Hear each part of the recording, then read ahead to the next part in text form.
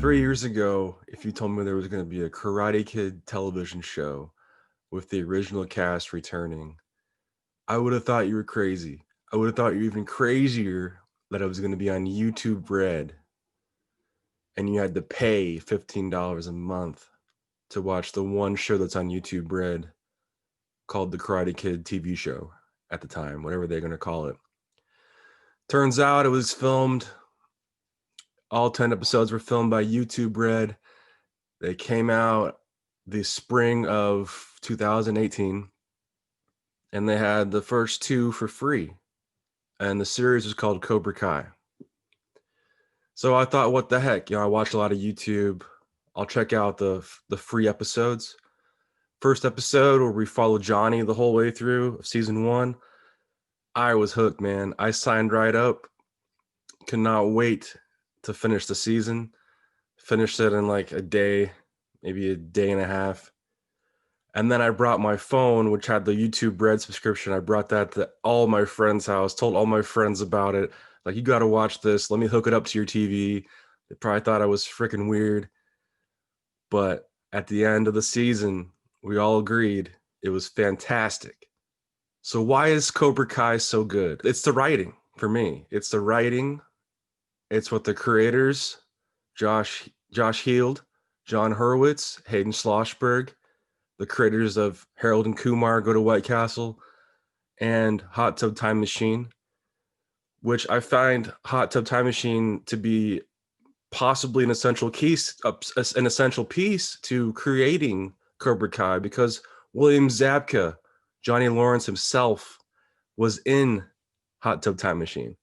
There's been countless interviews too of Ralph Macchio being pitched ideas of the Karate Kid sequels over the years and them not being very good, or the writers not really knowing the world. So I feel like Josh, John, and Hayden, all three of them, they knew the world. This was their Star Wars, essentially.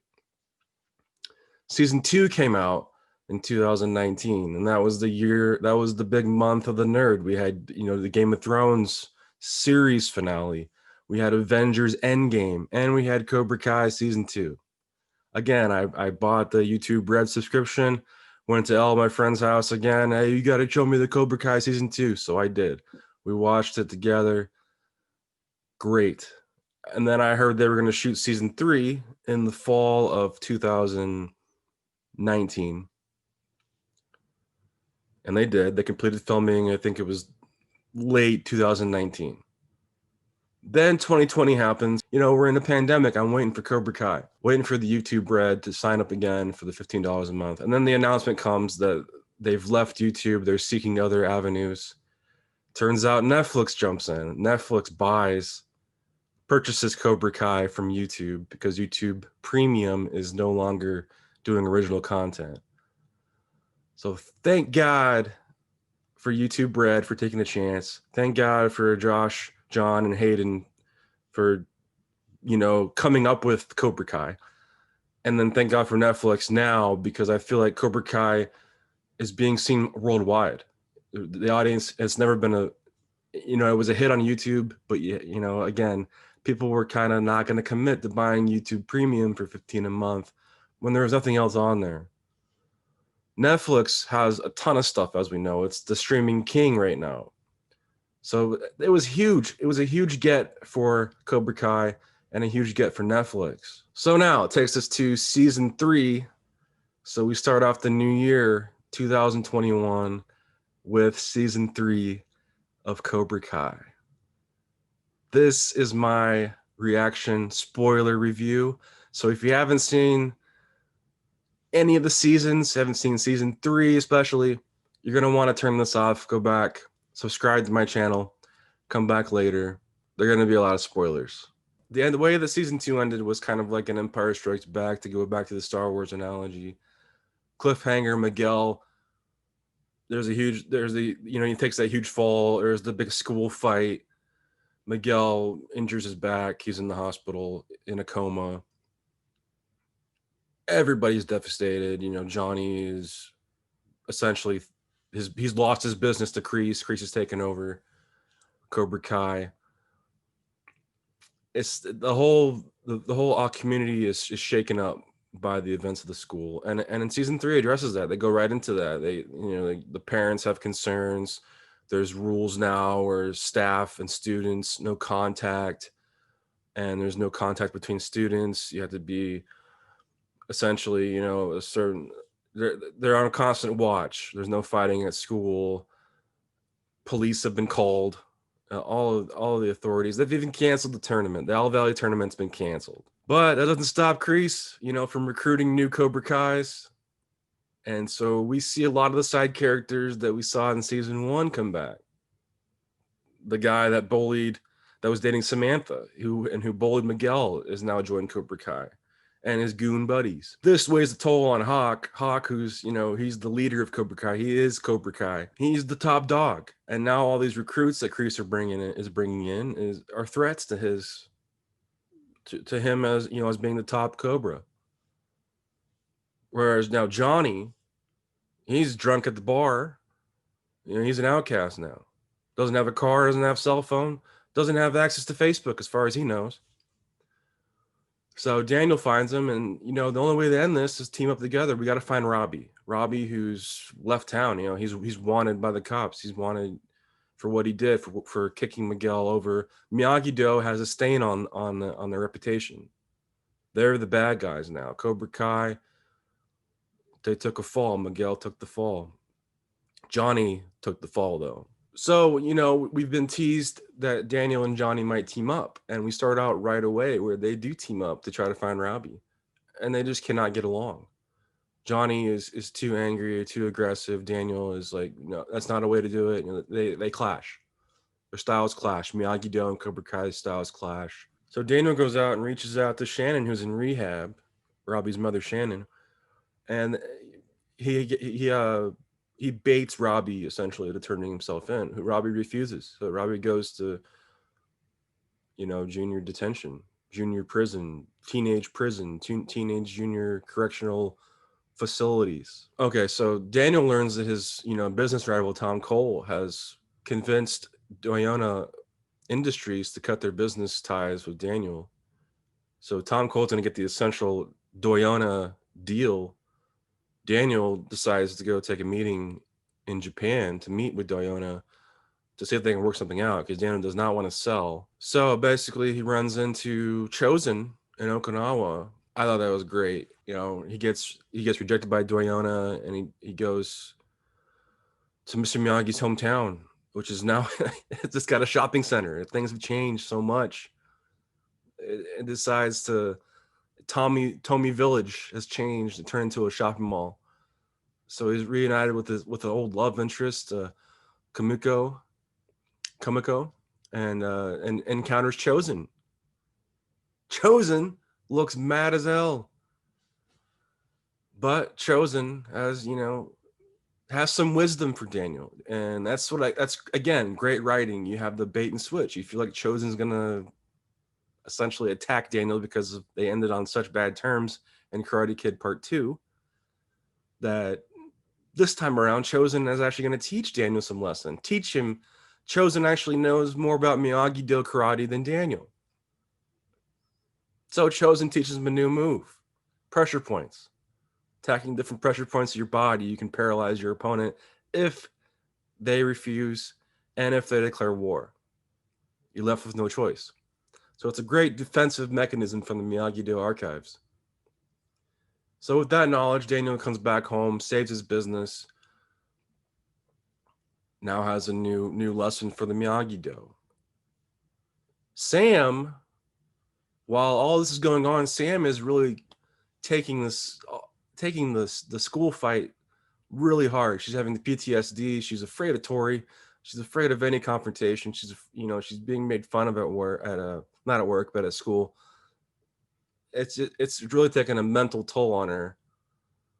And one of the scenes I really enjoyed was when Daniel took Sam out onto the boat, like Miyagi did in Karate Kid Part 1.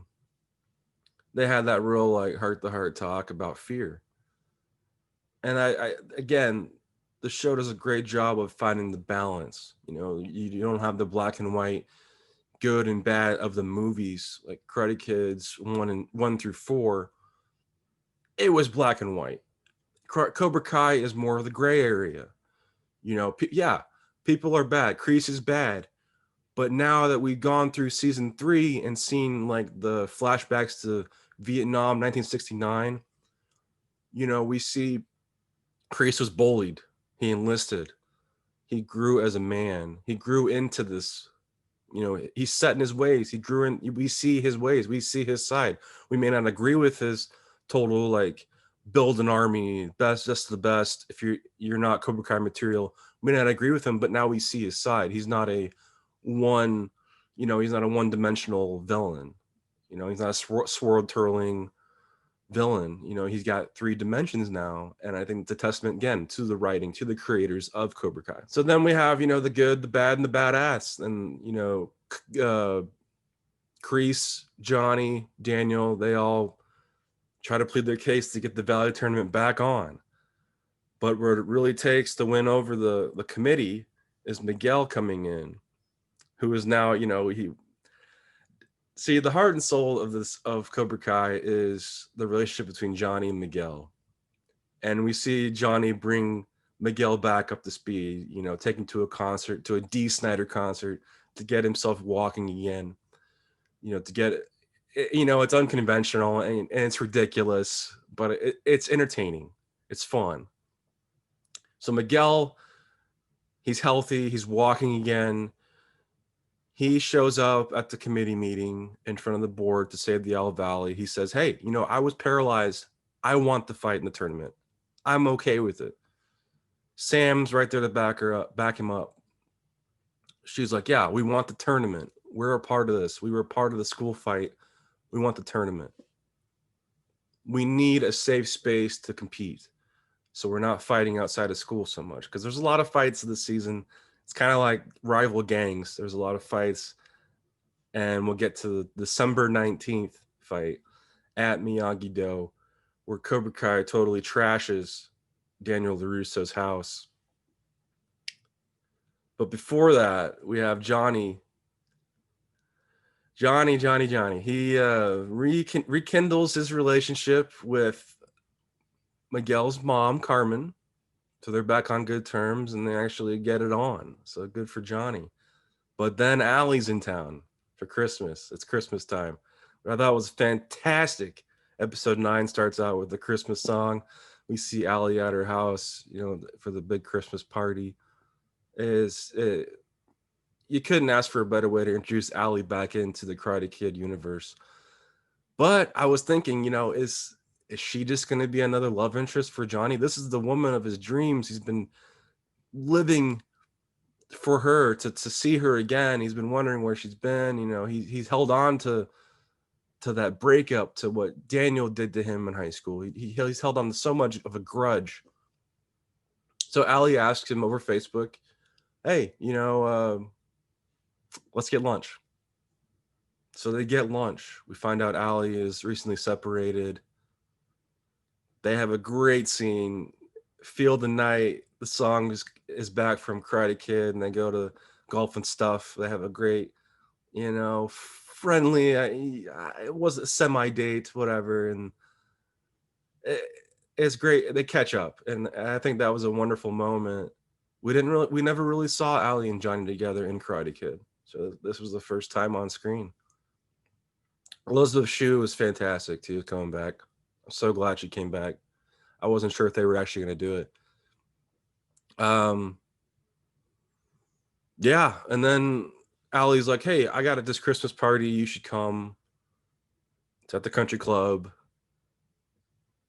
And then Johnny walks to the country club and he sees Allie talking to Daniel. So here we go, the love triangle again. Although they do it in such a brilliant way where Allie actually is the one who reunites Daniel and Johnny together, brings them together. Like, hey, you guys are actually fighting for the same team here. You guys are actually very similar, more similar than you think. And that might actually upset you that you see yourselves in each other. She says there's 3 sides to the story. There's Johnny's side, Daniel's side, and the truth, which I thought that was brilliant writing. And then Allie gives the pep talk to Johnny, like, you're gonna have a great life. You gotta move forward. You can appreciate the past, but you can't live in the past. And I thought that was just, oh man, I was emotional, not gonna lie. I mean, that was a great scene, dude. That was whew, that was great. So then Johnny's gonna profess his love to Carmen, finds out Miguel has been beat up by the Cobra Kais who trashed Miyagi-Do. Oh man, this sets up for a great showdown between Johnny, Kreese, and Robby. So this is like Return of the Jedi stuff. This is like the Emperor, Darth Vader, and Luke. The Emperor being Kreese, Vader being Johnny, Luke being Robby. So you have that wonderful dojo fight, and it's crazy. Robby actually defends Kreese, so he's gone full Cobra Kai. Johnny is trying to take Kreese out, and there's times there where I thought Kreese was going to die, or I thought Johnny was going to get severely injured. Daniel jumps in, saves Johnny from Kreese, because Kreese has him in a chokehold. Daniel comes in, swoops in, saves Johnny, does the chosen moves on Kreese, the pressure points, and is gonna snap his neck or something. But Miguel and Sam show up and they're like, stop, and then Kreese is like, let's finish this the old school way in a tournament. If I lose, I go away.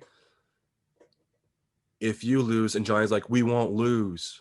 I mean, chills, man. This is epic. We're going to finally get Johnny and Daniel together. And we end with a cover of I Can Feel It Calling in the Air Tonight by Phil Collins. I just had chills. I have chills now. Just thinking about the way Johnny and Daniel looked at each other, like we're focused on one thing, taking down Cobra Kai, because Johnny says Cobra Kai needs to end for good. I mean, that's progress. All 3 seasons are Johnny really growing out of the 80s, growing out of his past, living for the future. And I think that's really the core of the show, is Johnny's growth. Man, so Kreese gets on the phone, and we have that Vietnam flashback, and he calls on the buddy he saved from the Vietnam stuff. And that's got to be Terry Silver, right? From Karate Kid Part 3. That's got to be Terry Silver. We'll see, but I cannot wait for season 4. I know they're going to go in production sometime in April of this year. So I'm expecting it to possibly come out in December. Maybe even New Year's is a new thing for Cobra Kai. I'd be down for that. What do you guys think out there about the Cobra Kai series? What do you think about season 3? I think it was the best season yet. I cannot wait for season 4. And Cobra Kai is just going to keep uplifting my spirits. It's I acknowledge that it's over the top, ridiculous, but at the end of the day, what makes Cobra Kai so good is the writing, it's the storytelling. I mean, you couldn't ask for a better sequel show to an already established franchise, because Karate Kid was burned out. I mean, Karate Kid Part 4, let's be honest, it's not the best movie. And the fact that the cast is, the original cast is so much older and 35 years later, it had a lot going against it. But I mean, they have done, Josh, John, and Hayden have done a great job with this, and I can't see them screwing up season 4, the tournament. It's going to be awesome. So let me know below what you guys think about Cobra Kai season 3, Cobra Kai in general. Woo! No mercy, man. No mercy. Stay tuned. Happy New Year.